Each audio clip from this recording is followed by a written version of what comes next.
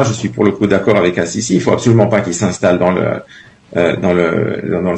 désert du Sinaï. Ça, ce serait vraiment une catastrophe sécuritaire pour tout le monde, pour l'Égypte et pour Israël. Il n'en est évidemment. Alors, qu'est-ce qu'on fait?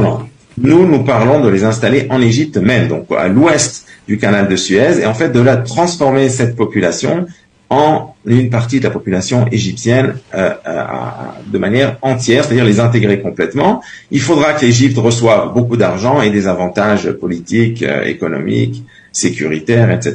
Il y a tout un tas de choses dont on peut parler, y compris le gaz, y compris tout un tas de choses. Eh bien, c'est ce qu'il faut faire. Il faut créer les conditions pour en fait imposer à l'Égypte cette situation dans un premier temps. Ce qu'on dit, donner à l'Égypte tout un tas d'intérêts, d'avantages pour en fait qu'ils finissent par être obligés en fait d'accepter cette situation, même s'ils ne l'aimeront évidemment pas.